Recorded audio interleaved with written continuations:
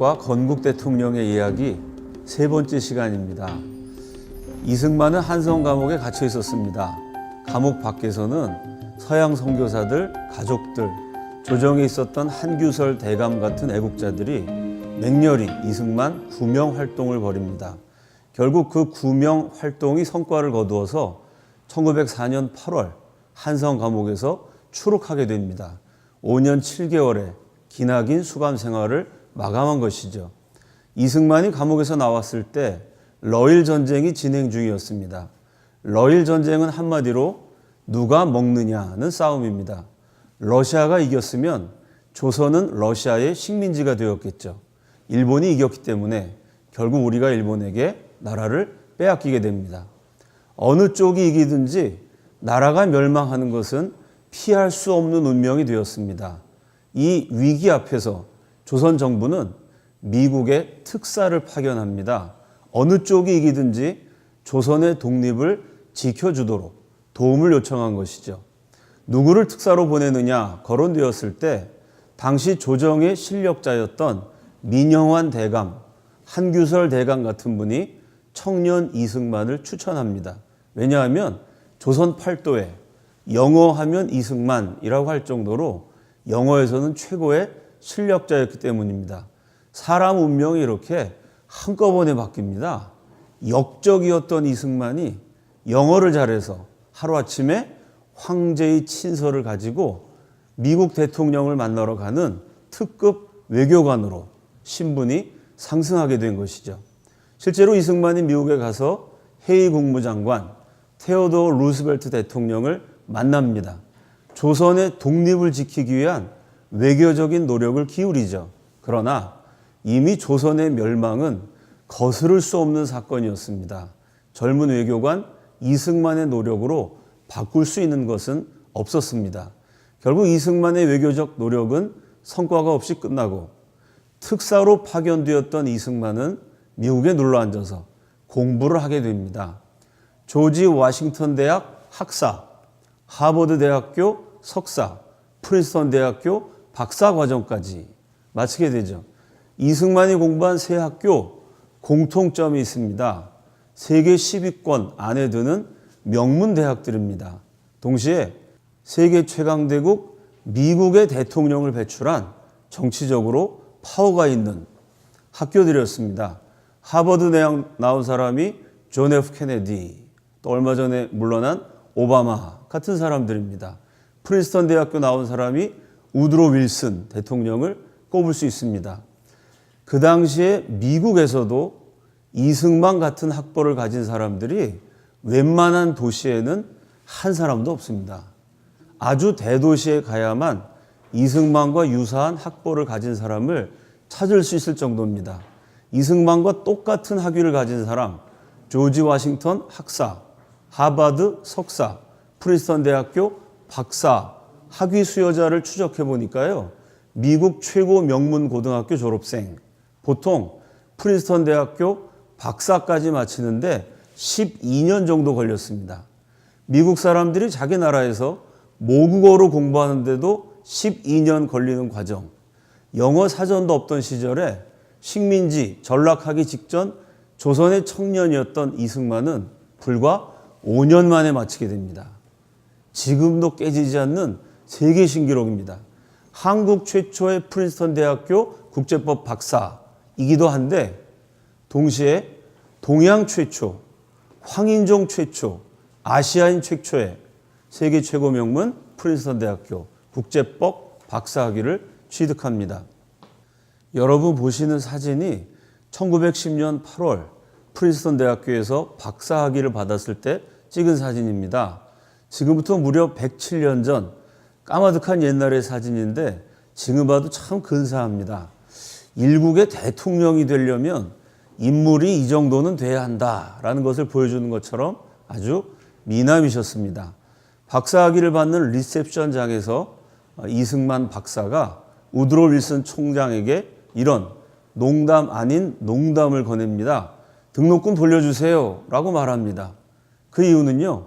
국제법을 공부해 보니까 사실은 국제관계라는 게 강대국들의 이익을 따라 움직이는 것이고 강대국들이 입맛대로 요리하는 것이지 모든 강대국 약소국이 동의하는 국제법이라는 것은 실제로 존재하지 않는 거 아니냐?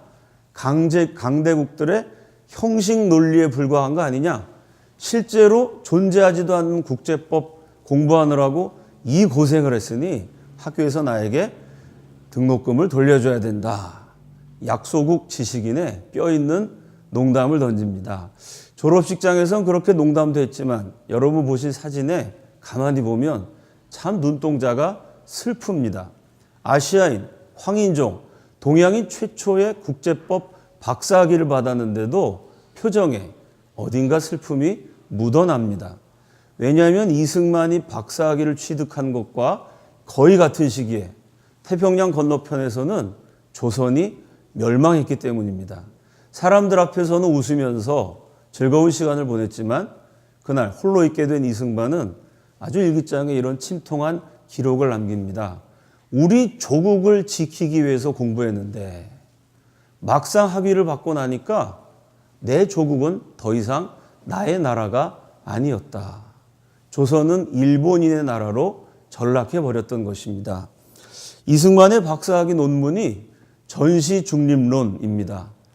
이 나라의 건국 대통령을 깎아내리려는 자들이 참 많습니다. 그래서 이승만의 박사학위 논문에 대해서도요, 함량 미달이다, 유학 가서 공부한 성적도 형편없었다, 표절해갖고 엉터리로 썼다, 이런 말도 안 되는 비난의 목소리들이 있었습니다. 그러면 과연 이승만의 박사학위 논문 수준은 어느 정도였을까요? 먼저 미국 측의 평가를 보면 일단 이승만의 논문을 세계 최고 명문 프린스턴 대학교에서 단행본으로 출판했다는 사실이 중요합니다. 이 논문은 굉장히 탁월하고 중요하기 때문에 책으로 발간되어서 널리 알려야 된다는 것이 프린스턴 대학교 측의 판단이었습니다. 이승만이 박사학위 논문을 쓰고 몇 년 지나지 않아 제1차 세계대전이 발발합니다. 처음에 미국은 중립을 지켰습니다. 그렇기 때문에 유럽 국가들이 싸우는데 중립을 지켰던 미국의 무역 문제가 대두되게 됩니다. 이 공해상의 중립과 전쟁 상황에서 중립국의 무역 문제에 관해 우드로 윌슨 대통령이 의회에서 연설을 합니다. 그 연설에 보면 닥터 승만 리의 연구에 의하면 이라고 세계 최강대국 미국 대통령이 식민지 지식인 이승만의 연구 결과를 소개하는 대목이 나옵니다. 아마 미국 대통령이 한국 학자의 논문을 연설 석상에서 인용한 사례는 처음이자 마지막이 아닐까라고 추측을 해봅니다. 학자로서도 우리 민족 최고의 성취를 이루신 분입니다. 법학계에 종사하신 분들의 평가가 있습니다. 서울대학교 정인섭 교수님이 그 이승만의 논문을 번역하고 나서 이런 평가를 내리셨습니다. 영어의 홍수 시대를 살고 있는 오늘날에도 이승만 수준의 영어로 된 논문을 쓴다는 것은 대단히 어려운 일이다. 그런데 영어 교육에 있어서는 원시 시대에 가까웠던 그 시절에 이만한 수준의 논문을 쓴다는 것은 대단한 성취다. 우리나라 법학계가 이 정도 수준의 학문적 성취를 다시 이루기 위해서 한 세대 훨씬 더 지난 다음에야 가능했다는 것은 아무도 부인할 수 없는 사실이다. 고려대학교 최정수 교수님은 이승만의 논문과 1997년에 발간된 국제법 백과사전 그리고 미국 외교사 사전을 비교했습니다. 국제법 백과사전과 미국 외교사 사전에 중립, 뉴트럴리티라는 항목이 있어요. 그 내용을 비교해 봤더니 오히려 1910년에 쓴 이승만의 논문이 역사적 사실을 정확하게 이해하고 있고 상세하다는 점에서 지금 현재 사용되고 있는 외교사 사전의 내용보다 더 탁월하다. 이런 평가를 내렸습니다. 이렇게 이승만은 프린스턴 대학교 국제법 박사학위를 받고 만약에 본인이 편안하게 살기를 원했으면요. 얼마든지 미국에서 잘 먹고 잘 사실 수 있었습니다. 아시아인, 황인종, 동양인 최초의 아이비리그 프린스턴 대학교 국제법 박사. 그 학력을 자신을 위해서 활용했다면 어쩌면 황인종 최초의 한국 최초의 명문대학 교수로 여생을 편안하게 마칠 수도 있었을 것입니다. 그러나 이승만은 그 뛰어난 학위와 탁월한 성취를 오직 잃어버린 조국을 찾는 위험하고도 가난한 독립운동을 위해 쏟아붓게 됩니다. 독립운동가의 삶을 그때부터 본격적으로 시작하죠. 그리고 1919년에 3.1운동이 일어납니다. 이제 우리도 임시정부라도 세워야겠다는 백성들의 여망이 분출하게 되죠. 그래서 여러 곳에서 임시정부가 세워지고 그 임시정부를 하나로 통합해서 상해 임시정부가 만들어집니다. 그 상해 임시정부의 첫 번째 초대 대통령으로 이승만 박사가 취임하게 됩니다. 그때가 대략 만 45세 전후, 그때부터 이승만은 우리 민족을 대표하는 독립운동가이자 훗날의 건국 대통령으로 정치 지도자, 최고 리더의 파란만장한 인생 역정을 살아가게 됩니다. 임시정부 대통령으로서 독립투사로서 이승만의 독립운동 방법이 친미 외교론입니다. 이걸 가지고 또 시비 거는 사람들이 많습니다. 김일성이는 저 만주벌판에서 총칼 들고 목숨 걸고 무장투쟁을 했는데 이승만은 하와이에서 편안하게 즐기면서 외교한다고 그냥 말만 하고 다니면서 별로 한 게 없다. 뭐 이승만을 폄하하는 그런 괴 동영상이 떠돌기도 했습니다. 사실을 한번 확인해 보죠. 먼저 김일성이 무장 독립운동을 그렇게 열심히 했다는 부분입니다. 중국 측의 기록을 보면 김일성이 일본과 싸우기 위해서 가담했던 조직이 동북항일연군입니다. 그런데 그 동북항일연군이라는 조직의 목표가 뭐냐? 중화조국의 옹호. 조선조국이 아닙니다. 조선의 독립을 위해서 싸운 게 아니고요. 중국의 독립을 위해서 싸우는 거대한 조직의 한 부분이었습니다. 동북 실지의 회복. 중국 입장에서는 동북, 만주지방이죠. 그 동북지방을 일본한테 빼앗겼습니다. 일본에게 뺏긴 중국의 동북지역을 되찾고 중화조국을 옹호하기 위해서 만든 동북항일연군 소속으로 김일성이 빨치산 투쟁을 합니다. 엄밀하게 말하면은 중국을 위한 싸움이지 조선 독립을 위한 싸움은 아닙니다. 실제로 중국 공산당이요, 조선의 독립투사들을 박해했던 수많은 사례들도 있습니다. 뭐 물론 주머니 돈이 쌈짓돈이라고 중국을 위해서 싸웠건 조선을 위해서 싸웠건 뭐 일본과 싸웠기 때문에 그것은 합당하다, 그렇게 이해할 수도 있습니다. 다음은 북한 측 기록입니다. 북한의 공화국 영웅으로 칭송받는 최현이라는 사람이 있습니다. 김일성의 빨치산 무장투쟁 동기생이죠. 이 최현의 아들이 북한의 막후 실력자 최룡해라는 사람입니다. 한때 북한 전국의 초등학생들에게 읽혔던 최현의 회상기라는 책이 있습니다. 빨치산 투쟁을 제목 그대로 회상한 내용입니다. 자, 그 한 부분을 읽어드리죠. 나는 그들 마적들에 대한 정치 공작을 그만두고 미리 준비해온 아편을 한 줌 꺼내 보이면서 탄약을 팔라고 하였다. 마적 두목 9점은 그제야 눈을 번쩍거리며 좋다고 웃는 것이었다. 나는 가만히 권총을 꺼내어 주인 앞에 갖다 댔다. 사태의 돌변에 주인은 어쩔 줄 모르고 10만 원을 내놓고는 자기 아내에게 2만 5천 원을 더 가져오게 하여 엎드려서 살려달라고만 애원하는 것이었다. 우리는 주인을 인질로 잡아 차를 불러 타고 용정 시내에서 상당히 떨어진 모안산 밑까지 와서 산속으로 도망을 쳤다. 그날 무역 상인에게서 뺏은 돈이 트렁크에 가득했다. 이게 빨치산 투쟁을 했던 김일성 동료의 기록입니다. 여러분 어떤 단어들이 기억나시죠? 마약, 마적, 인질, 돈을 뺏었다. 자, 마약 거래하고 인질 잡아서 협박하고 돈을 뺏는 것. 과연 이거를 독립투쟁이라고 볼 수 있을까요? 북한 쪽의 기록에 이런 얘기가 나옵니다. 이번엔 남한 쪽에서 활약했던 남노당 지하총책 박갑동이란 분이 내린 평가입니다.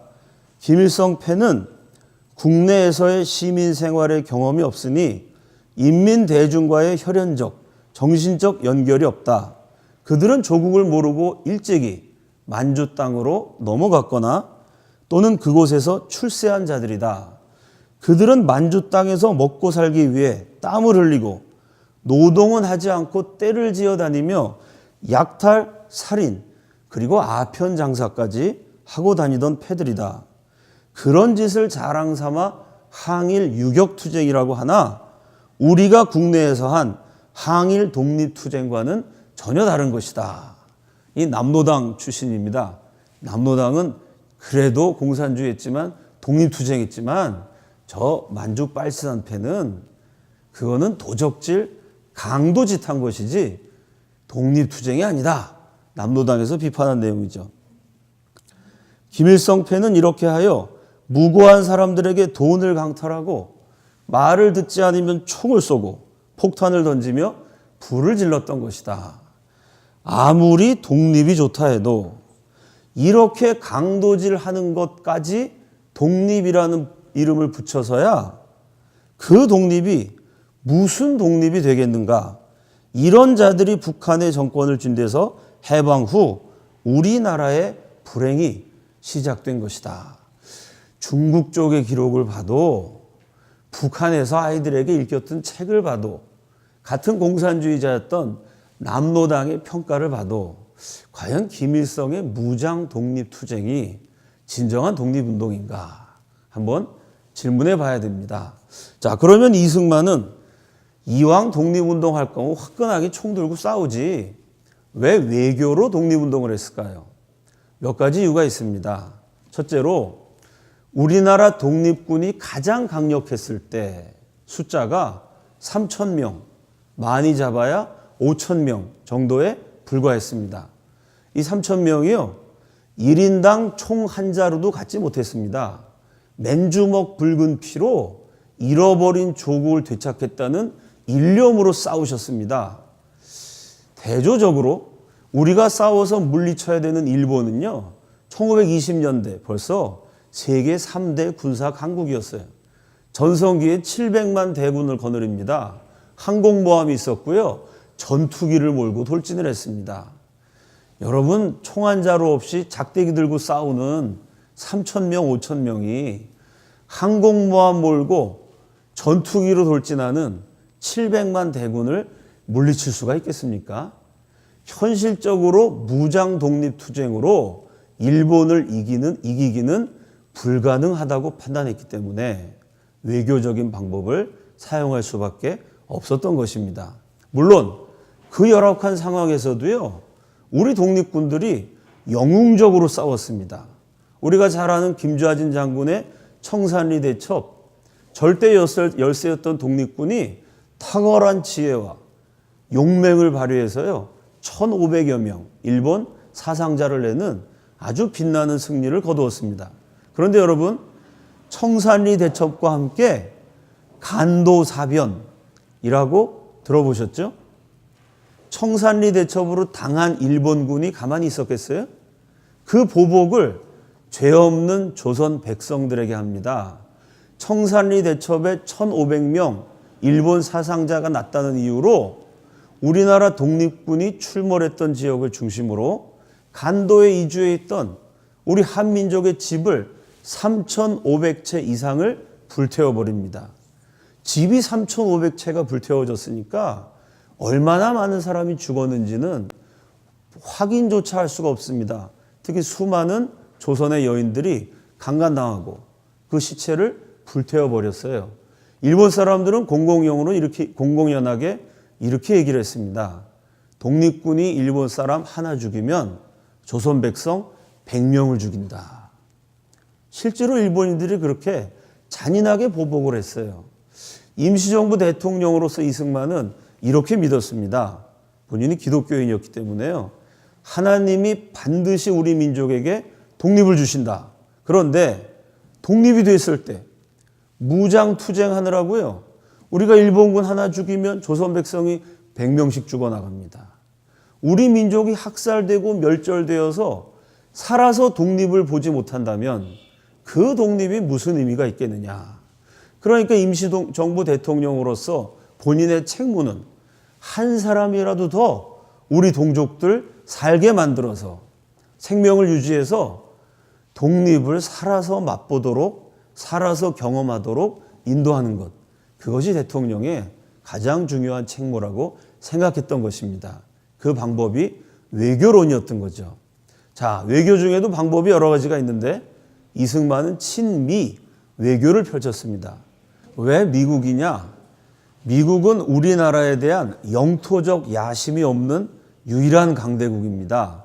이 구한말 조선의 역사는요, 강대국들의 영토적 야심이라는 관점에서 보면 명확하게 보입니다. 중국이 우리나라를 집어삼키려고 그럽니다. 그 조선 정부가 힘이 없으니까 일본 편에 붙어요. 그랬더니 일본이 은근히 우리를 도와주는 척 하면서 또 일본도 조선을 집어삼키려고 그래요.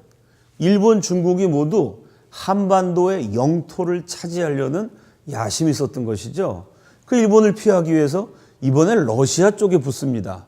러시아도 마찬가지로 따뜻한 남쪽 항구를 차지하는 것이 그들의 오랜 수건이었거든요.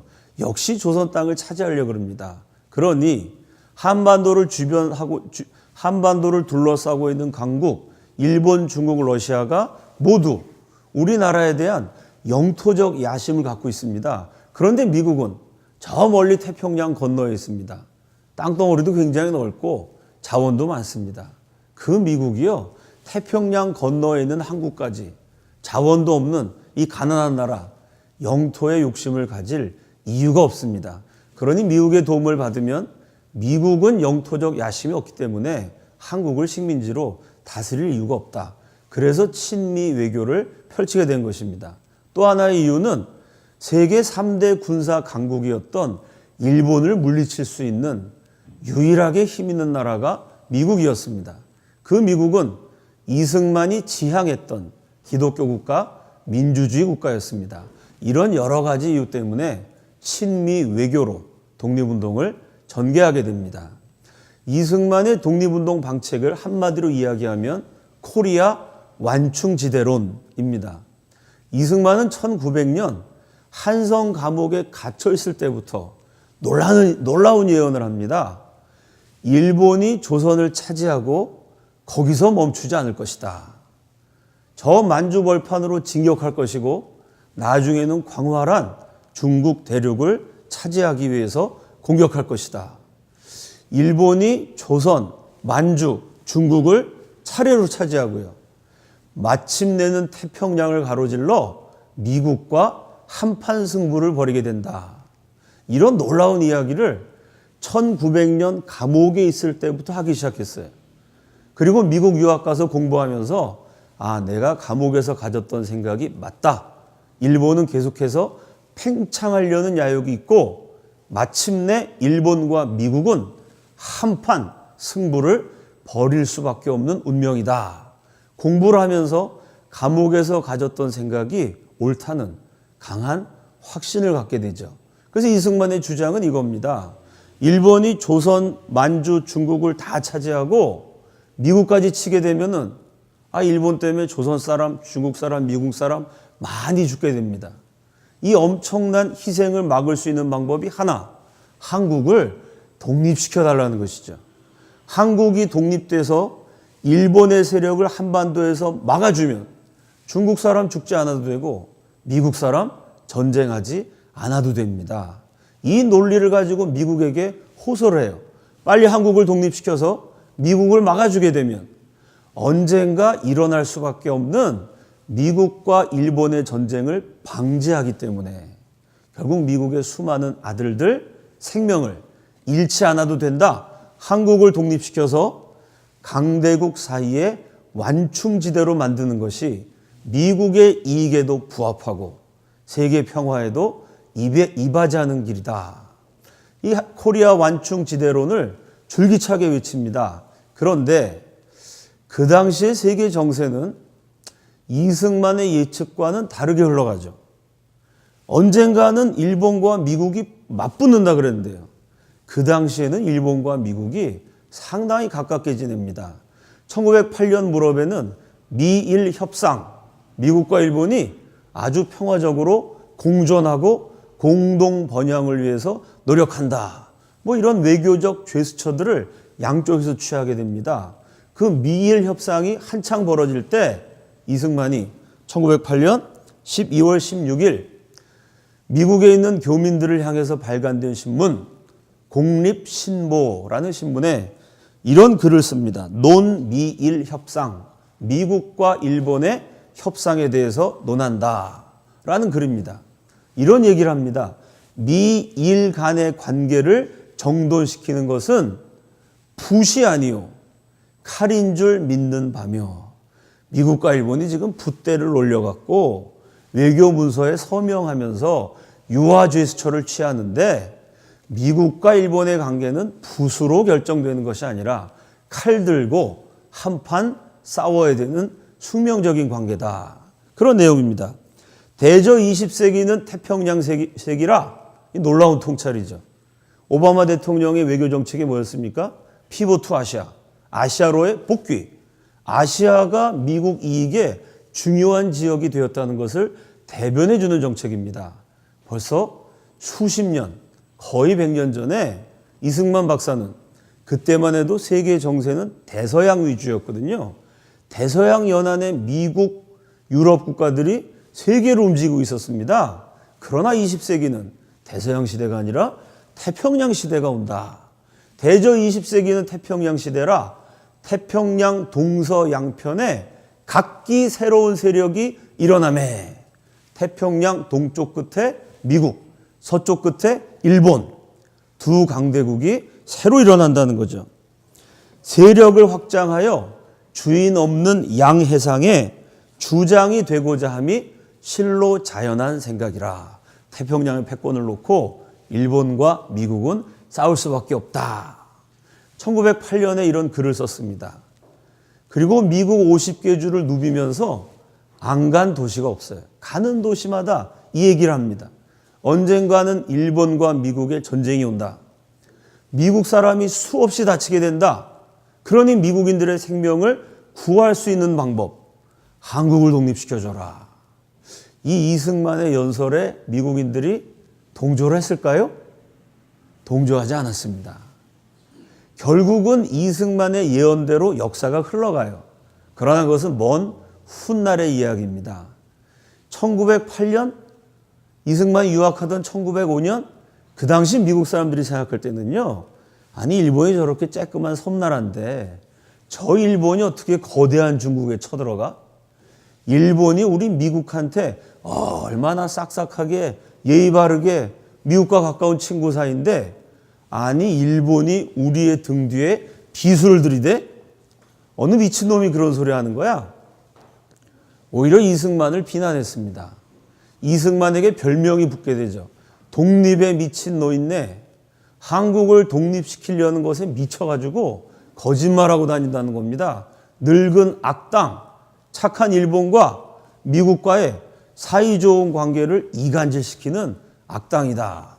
늙은 악당, 독립에 미친 노인네, 이런 손가락질을 당해요. 그런데 이승만은 의지의 한국인이었습니다. 40여 년 미친 사람 소리를 들어가면서 끊임없이 결국 미국과 일본은 전쟁을 하게 된다. 미국은 한국을 도와야 미국에도 이익이 된다. 본인의 주장을 외칩니다. 한 40여 년 활동을 했어요. 그 사이에 이승만의 예언이 하나 둘씩 맞아 들어가죠. 1931년 이승만이 예언한 그대로 만주사변이 일어납니다. 조선을 차지한 일본이 만주까지 진격을 해요. 1937년 중일전쟁이 터집니다. 중국 본토에 들어가 수십만 중국 민간인들을 학살하는 참극을 벌입니다. 그리고 1938년, 39년 넘어가면서 세계 조짐이 2차 세계대전이라는 어마어마한 참화를 향해서 달려가게 돼요. 이제 전쟁의 시간이 다가왔다. 동시에 한국이 독립할 날이 가까웠다. 하와이에서 활동한 이승만이 그 시대적 징조를 예감합니다. 하와이 생활을 다 정리해 갖고요. 미국 수도 워싱턴으로 날아가죠. 뭐 지금이야 인터넷 있으니까 어디서나 책을 쓰고 논문을 쓰고 자료를 쉽게 구할 수 있습니다. 그 당시에는 책을 쓰려면 도서관 있는 곳, 특히 워싱턴 같은 대도시 자료가 많은 곳으로 가야 됩니다. 워낙 가난한 독립투사였기 때문에 그 워싱턴에서 겨우겨우 얻은 셋집이 동물원 옆에 있는 집이었습니다. 이 동물원 옆이니까 사자가 으르렁거리고 기린이 뛰어댕기고 온갖 동물 소리, 잡음이 다 들리는 곳이에요. 그 시끄러운 곳에서 이승만이 세계 최고 석학들의 도서를 참조해 가면서 책을 씁니다. 그 책이 1941년 6월 뉴욕에서 출판이 되죠.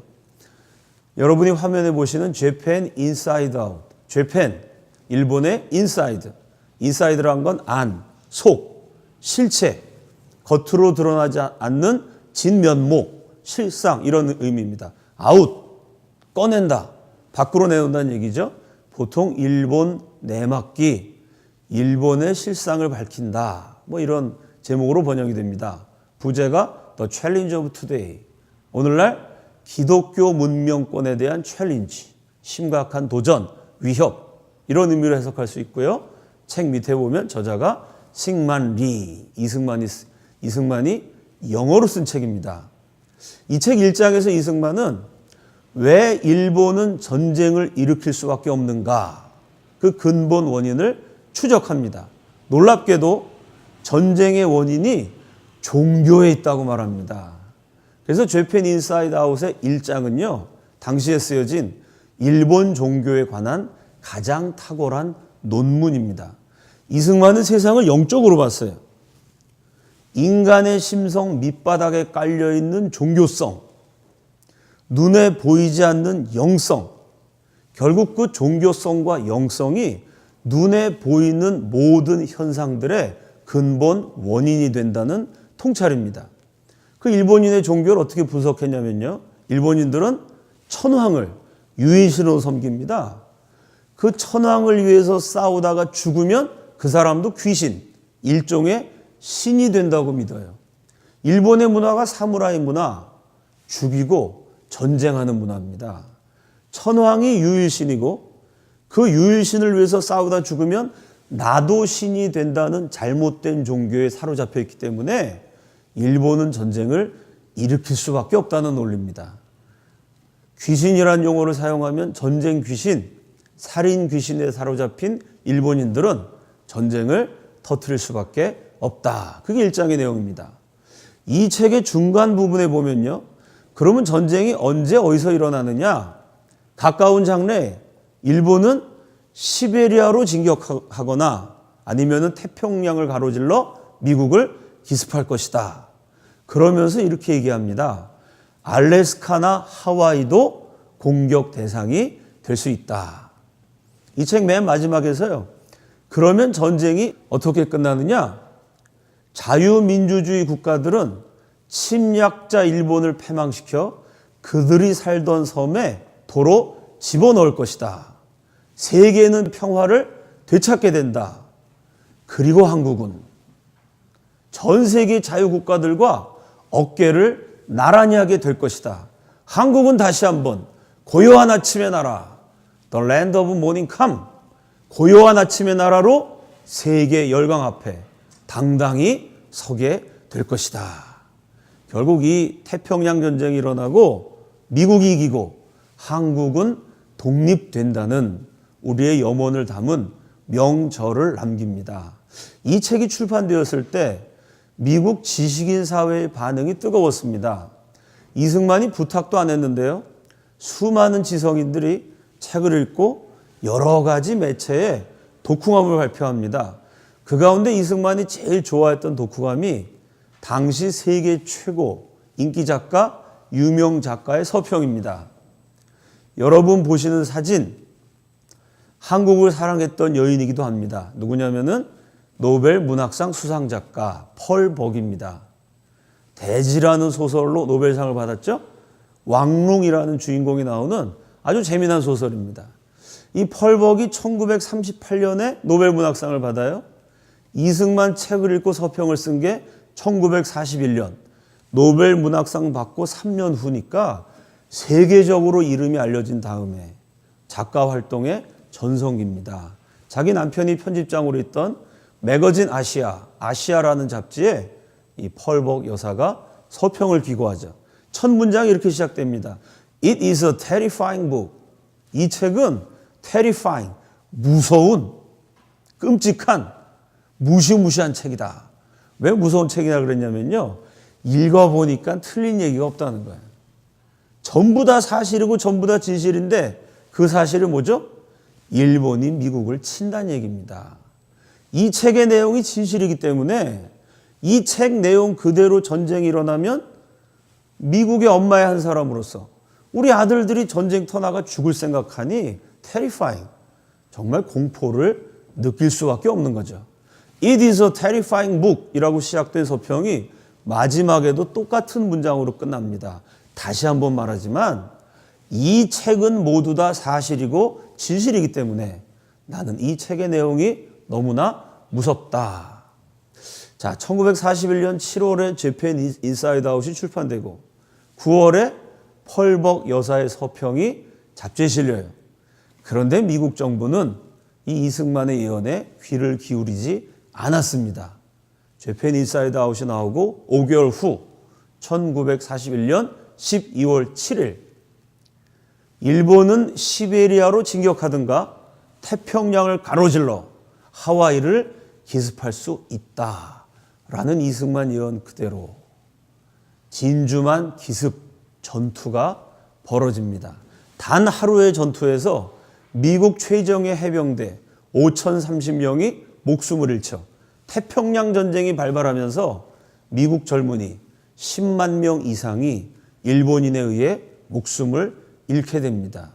미국이 한국을 독립시켜주는 것이 미국의 아들들의 생명을 지키는 것이고 그것이 미국의 이익에 부합된다. 무려 40여 년 긴 세월 미친 노인네라고 손가락질 당하면서 끊임없이 외쳤던 이승만의 예언이 현실적으로 정확한 것으로 인정되는 장면입니다. 그래서 이승만 책이 뒤늦게 베스트셀러가 돼요. 일본한테 한 방 맞고 나서 야, 저 일본 어떤 나라냐? 저 일본과의 전쟁을 이승만이 미리 예언했다는데 그 책 한번 참고해야 되겠다. 전쟁을 수행해야 되는 미국 지도자들, 군부, 지식인 계층을 중심으로 해서 이승만의 책이 날개에 돋친 듯이 팔리게 됩니다. 그 책을 읽고 감명받은 미국 국방부 군인들이 그때부터 이승만에 대해 호의적인 감정을 갖고 대한민국 건국 6.25까지 계속 이승만과 대한민국 편에 서게 되죠. 태평양 전쟁 이후로 이승만의 외교적인 업적은 하나 둘씩 구체적인 열매를 맺게 됩니다. 그 대표적인 것이 적성국가 외국인 명단에서 우리 한국인들이 면제된 것입니다. 미국이 전쟁을 하게 되면서 미국 내에 있는 적성국가 국민들을 여러 가지로 규제를 하게 돼요. 왜냐하면 미국하고 싸우는 나라의 시민들이기 때문에 미국의 적을 도울 수 있다는 우려 때문입니다. 그래서 적성국가로 지적이 되면 라디오, 녹음기, 카메라 이렇게 정보를 담을 수 있는 기구들 소지하는 것이 금지됩니다. 제일 대표적인 조치가 미국 땅에 살고 있었던 일본 사람 12만 명을 저 사막에다가 수용소를 만들어 갖고 강제로 수용한 사건입니다. 자, 그러면 일본 사람을 적대국 국민이라고 강제로 수용할 때 우리 한국 사람, 조선 사람들 어떻게 됐을까요? 그 전까지 미국의 정책은요, 일본과 한국을 분리하지 않았어요. 한국은 일본의 식민지니까 한국 사람, 코리아라는 나라가 없으니까요. 한국 사람도 그냥 일본 주민으로 인정했습니다. 그런데 재팬 인사이드 아웃이라는 책이 발간이 되고 이승만의 오랜 독립운동이 열매를 맺어서 1942년 2월 미국 정부가 적성국가 외국인 면제 명단이라는 걸 발표해요. 적성국가 속한 외국인이지만 이 사람들은 수용소에 가두지도 말고 카메라나 또 라디오 같은 것 소지해도 괜찮다고 그 규제에서 면제해주는 명단을 발표하는데 거기 한국인이 포함됩니다. 미국 정부가 한국과 일본을 별개의 국가로 취급한 결국 한국을 독립국으로 인정하게 되는 중대하고 역사적인 첫 걸음이라고 평가할 수 있는 사건입니다. 1943년에는 카이로 회담에서 이제 전쟁이 끝나면 한국을 독립시켜 주겠다고 강대국들이 약속하게 됩니다. 1945년 3월 12일 날에는 이승만 독립운동가를 직접 만난 미국 역사상 가장 막강한 퍼스트 레이디라고 불린 엘리노어 루즈벨트 여사의 글이 미국 신문에 실립니다. 이승만을 만난 인상을 이렇게 소개를 했어요. 내가 만난 그의 얼굴은 숭고한 정신으로 빛나고 그의 온화한 표정에서는 그의 동포들이 오랜 세월 발휘해 왔을 인내심을 역력히 읽을 수가 있었다. 엘리노어 루즈벨트 여사가 정확하게 봤습니다. 얼마나 오랜 세월을 인내해 왔나요? 우리 동족이 나라 뺏기고 36년 기나긴 세월 고통스러운 기간을 견뎌냈어요. 이승만 박사 40여 년 미친놈 소리를 들으면서 포기하지 않고 끝까지 독립을 위한 노력을 경주해 왔습니다. 그 미국 퍼스트 레이디가 보기에도 인내라는 특징이 이승만의 얼굴 가운데 발견되었다는 소망입니다. 헌문도 선생이 이렇게 논평을 했습니다. 나라가 망했을 때 이승만은 혼의 불씨를 담아다가 저 지구 반대편으로 나라가 한평생이 다 가도록 기약 없는 수십 년 세월을 끝끝내 버텨서 마침내 천시가 왔을 때, 천시 하늘이 내린 시간, 우리가 독립을 되찾게 되었을 때 그 기나긴 기약 없는 세월 간직해왔던 혼의 불씨를 갖다 대었던 것이다. 정확한 표현입니다. 나라가 망했을 때 꺼져도 꺼지지 않는 우리의 민족 혼, 정신, 우리의 얼을 그 불씨를 이승만이라는 걸출한 지도자가 품었어요. 그거를 담고 저 지구 건너편에 가서 동시에 전 지구를 누비면서 그 혼과 얼을 지키면서 독립투쟁을 했어요. 미친 사람 소리를 들으며 40년을 견뎠다가 마침내 하늘이 내린 해방과 독립의 시간이 찾아왔을 때 그 혼의 불씨를 갖다 대서 다시금 우리의 민족 혼이 활활 타오르게 하는 위대한 업적을 남겼습니다. 나라가 망했지만 망해도 망하지 않는 우리 민족의 혼이 있고 얼이 있고 정신을 지켜낸 분들이 있었어요. 죽어도 죽지 않는 이 민족 혼의 불씨를 간직했던 독립투사들이 있었습니다. 사랑하는 국민 여러분, 우리는 그분들을 기억해야 합니다. 동시에 우리는 한 번 나라를 빼앗기면 그 나라를 되찾는 것이 얼마나 힘들고 어려운지 고통스러운 세월을 버텨내야 하는 과업인지를 우리는 기억해야 됩니다. 어떻게 되찾은 나라인데, 어떻게 세운 나라인데 이 대한민국이 지금 또 한 번 커다란 위기 속에서 흔들리고 있습니다. 독립운동을 다시 하겠다는 심정으로 꺼져도 꺼지지 않는, 죽어도 죽지 않는 이 민족 혼의 불씨를 가지고 다시 한번 이 땅에서 구국의 불길이 번져가기를, 이 위기를 극복하고 다시 한번 대한민국이 전진할 수 있기를 기원하면서 세 번째 강의를 마치겠습니다. 감사합니다.